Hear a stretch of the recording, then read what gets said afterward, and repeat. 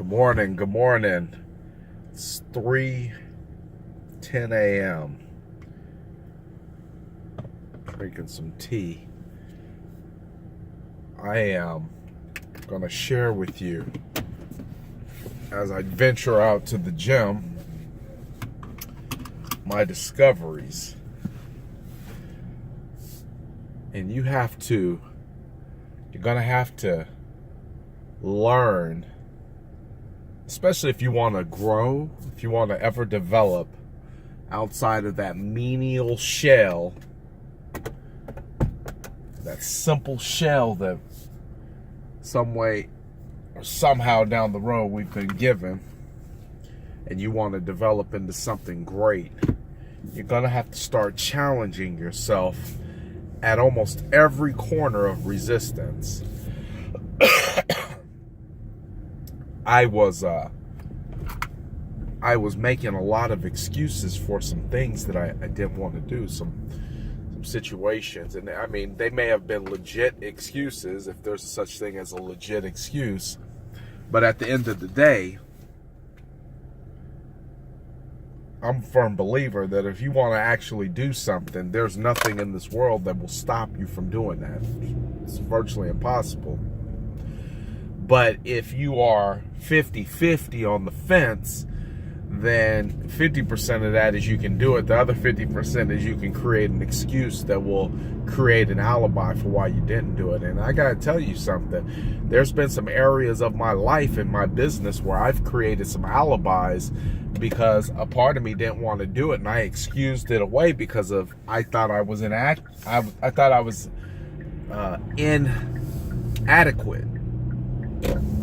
to be in a position of importance. I thought I was inadequate to be recognized as somebody. I thought I was inadequate because maybe my accomplishments didn't measure up to other people's accomplishments. And you could take that and you can apply it to your own life. Maybe you feel like you're not going to go back to school because the other people know so much more than you, and they're younger than you, and they understand it better than you, and they've been in school longer than you. So therefore, that's a reason why you should stay out of a vocational training program, because you feel like everybody there will make you feel inadequate. Well, there's no such thing as inadequate. The only thing inadequate is the thinking. And I'll tell you right now, if you challenge that fear, if you, and this is starting to become something of a trend for me,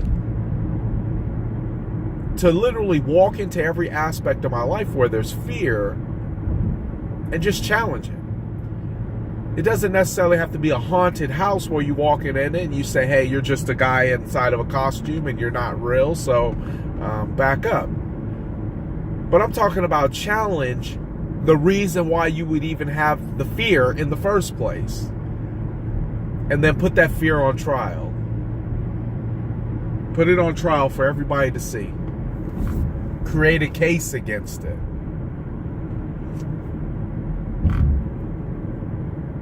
Listen, I'm not up at 3 o'clock in the morning because I can't get up at 5 o'clock and go to the gym. I'm up at 3 o'clock in the morning and I'm driving to a gym that doesn't open up until 4 because I want to create a set of disciplines inside of me. That discipline is what allows me to look deep inside when I start bitching out on things, and allows me to start pulling it together and say, Jermaine, this ain't you, dog. This ain't your style. This ain't you. What's going on? And that creates the space that I need to go ahead and put that fear on trial and start asking it, why are you acting this way? When you know that if you walk through that door, whether you're fearful or not, you will get exactly what it is that you want. Right?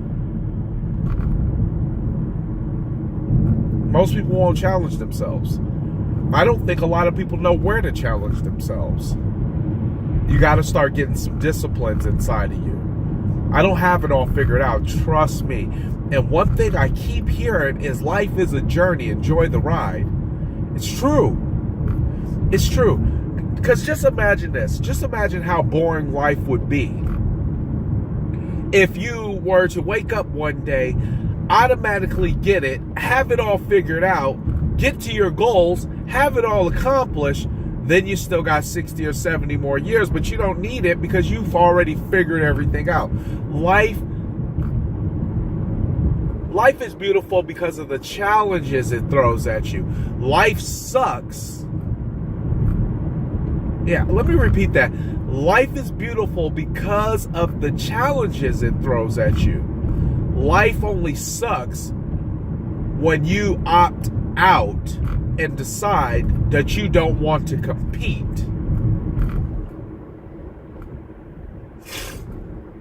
And when I'm talking about competition, I'm not talking about competing against other people.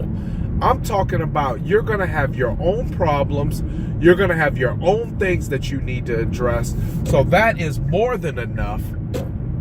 You don't need anybody else in your life to have to compete with.